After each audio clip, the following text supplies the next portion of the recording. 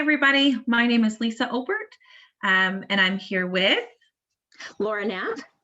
And we are here today for CPAC's very first episode of Food for Thought, where today we're going to talk about making lemonade out of lemons in special education, and we're going to focus on communication.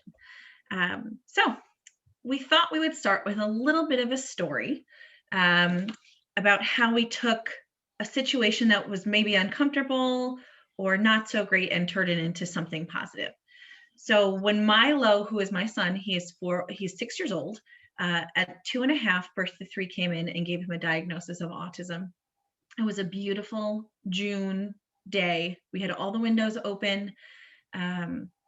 These two lovely women came in. We had an OT and a psychologist come in, and they did the ADOS with him. My husband and I watched, we participated. They determined that Milo had autism. We held it together when they were there. We were so proud of ourselves. And then as soon as they left, we kind of broke down. We were just kind of dealing with new information. And all of a sudden, as we were kind of discussing things, we heard people talking in our driveway because, again, it was a beautiful June day. So the windows were all open. And it was the two lovely women who had just come into our house and changed the dynamic of our world. And they were talking about going to a barbecue that weekend and what they were going to bring and how they were so excited to see so-and-so's new baby. And they were having this conversation, just this regular everyday conversation, when we felt like our world had just imploded on the inside of the walls. Fast forward to a couple of weeks later when we started to meet our birth to 3 team. One of these women, the OT, was on our team. And I remember being really resistant and not wanting her to be there because I was kind of making my anger towards them, even though it wasn't their problem, or I wasn't even angry. And so after I got to know her, she was wonderful. We still, if she could be our occupational therapist today, we would still welcome her into our home. But as I got to know her well, I told her, I have to share something with you. And I shared with her how we felt the day of his diagnosis. And then we heard them talking about regular conversations. And I tried to share with her that I understand you do this every day. This is your everyday normal activity, going into homes and giving evaluations with families who are really terrified of the outcome of that evaluation. So I can respect the fact that you guys were just having a normal employee to employee colleague conversation, but you were doing it outside when you had just given us quite a bit of information. And she said, I had never thought about that. I'm so sorry. And she was so apologetic. I said, no, I need you to know so that it doesn't happen again. So she ended up going to her director and said, listen, this thing happened. I love this mom. She's doing everything we want her to do. Her kid is doing great. And we kind of crushed her by doing this. And so they end up having, like, part of their monthly professional development, they talked about being sensitive to families about being on their premises and talking about things other than the child, and just really thinking about how their decisions were impacting, or their conversations may impact people. So it was a really hard day for us. It was a really hard thing for me to have the courage to talk to her about, but having the conversation with her made it so that she was able to go bring that back to her director, and hopefully it didn't happen to another family. Again, it was not the biggest deal, but it was just one of those things that we took a situation that felt really uncomfortable and hopefully turn it into a positive. And that was really helpful, and hopefully to other families. Right, absolutely. Such a great story, Lisa. And often families are involved in the school district's birth to 3, other providers within their child's care. And it's hard because they might receive a message, and it could be the tone the message was given. Maybe that person was having a bad day, or maybe, you as a parent, you're not in the best spot. You're in a bad mood, or you've received some sad news. And so when you're hearing the message, it comes across the wrong way, and it's a very uncomfortable situation. But taking that stance to stop and breathe and interpret it a different way, or how can I how can I change the situation is such an important strategy. So that brings us to talking about communication. And let me share my slides.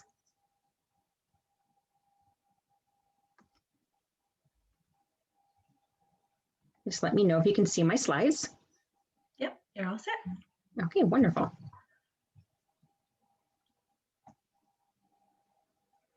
Okay, so what is communication? It's lots of different things. There's verbal communication, nonverbal communication, written communication, and it all can be interpreted in so many different ways. So sending information, what is that person trying to say? So they have to say something and they encode it, they pack it, and they deliver it. It's how we say and what we say, right? And the other person needs to receive that information. You have to try to understand, what is that person saying? What do they mean by that? And there's a lot of things that happen in that exchange. It's how we hear it. Again, as I said before, we might not be in the best spot to hear it in a positive light. And there's also nonverbal communication. What is the person doing when they're communicating? You know, are they paying attention? Are they looking at you? Are they looking at their phone? And also there's congruent and incongruent messages. If somebody says to you, I like your dress, you're going to understand that they really mean I like my dress. But if they say, oh, I like your dress, it just gives a whole nother meaning. And I think often we're just not aware of how we're saying things. And everybody can improve on their communication. I tell my husband that all the time. He needs to improve his communication, right? Yeah, I think all of us can definitely improve on communication. Absolutely. I know I definitely can always improve my communication.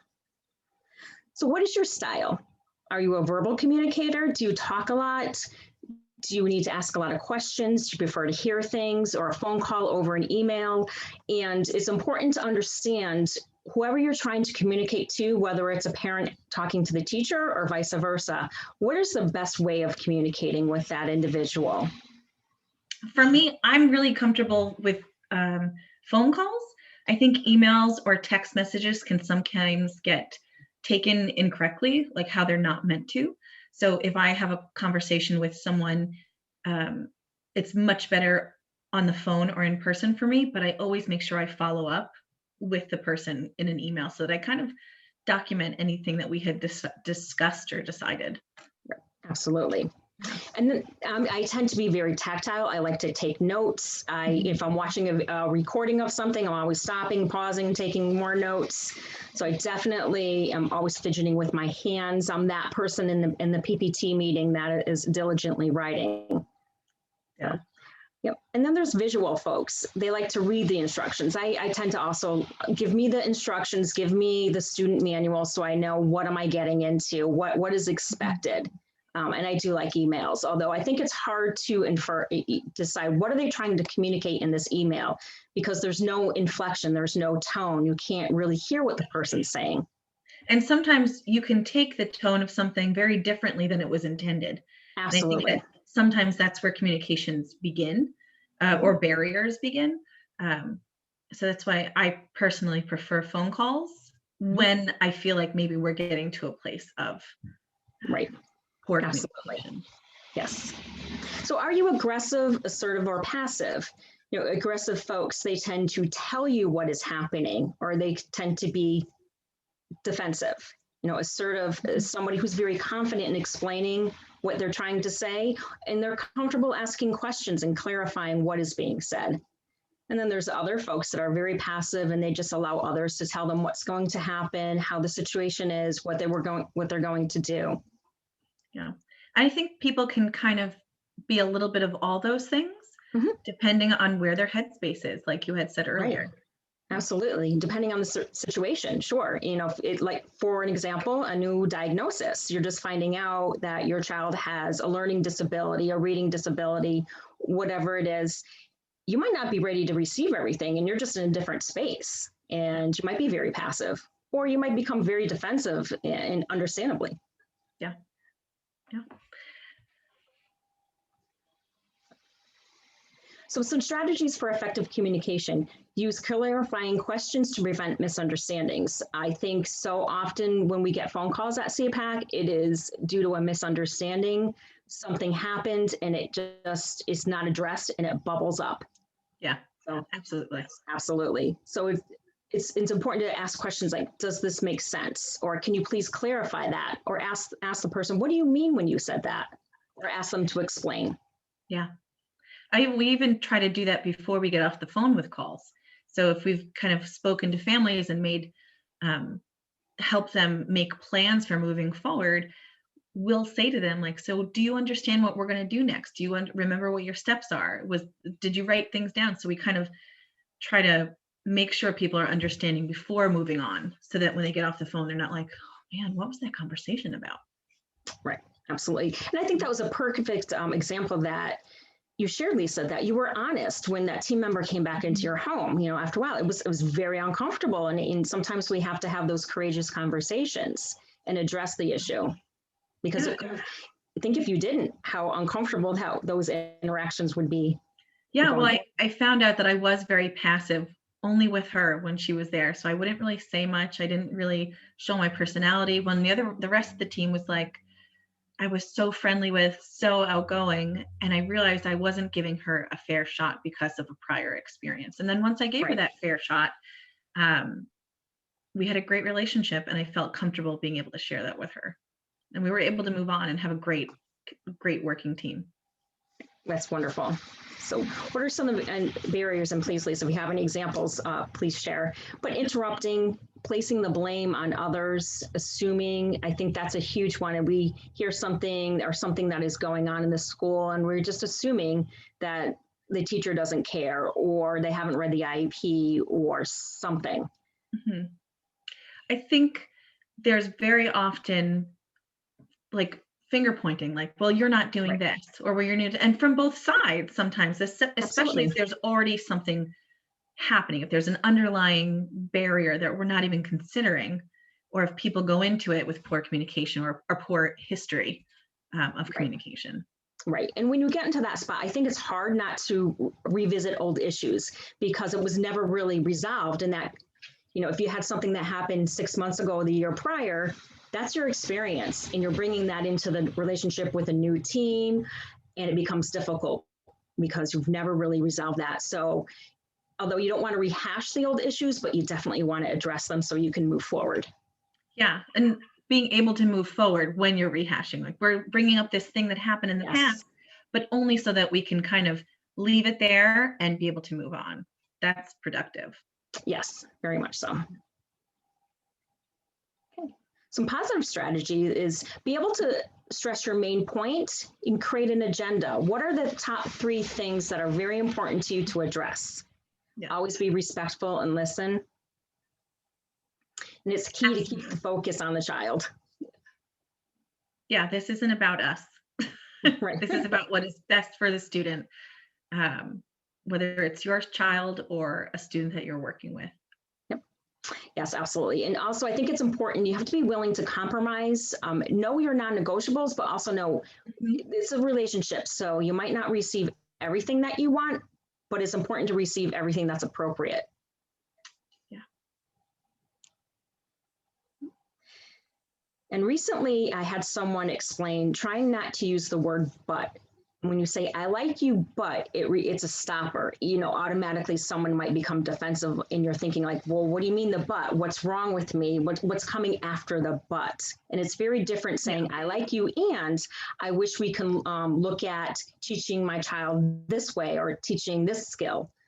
It's a very different message.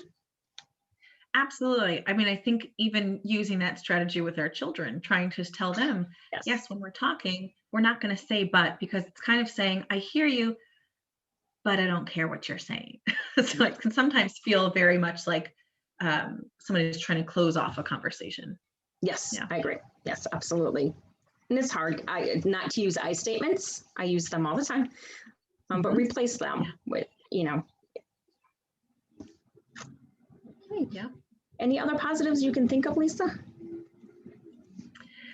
Just making sure you really go in knowing your communication style. If you're somebody who's kind of hot-headed, you want to go in calm, organized, prepared, so that you're not feeling flustered. I think very often if you go into a meeting, any meeting unprepared, you can feel more flustered and react more quickly. Absolutely. So I try to go in as organized as possible. We've discussed what we want to really focus on in the meeting with my significant other. Sometimes some people choose to bring pictures so that we can remember this is what we're talking about. This is the person, the individual. It is not about us. It's about this one person, which I really respect. Yes, I like that strategy. Yes. And just remember, good relationships, they take time, and good communication always enhances those relationships. You're responsible for your part, but it does take work. Oh, absolutely. Yes. It's a process. Okay. And thank you. And this is how you can get a hold of us. We do have our website and we do have our Facebook page. You can always call us at any time. Yes, we're there to help. Next month, we are going to be talking about how parents can address schools with positive communication regarding kind of the feeling of services that might have been lost during times of COVID. That's been a big topic that we've talked about with lots of families about. So we'd love to see you next month. We believe it's going to be April 15th, and we look forward to seeing you. Yes, thank you, and have a pleasant day. Thanks so much.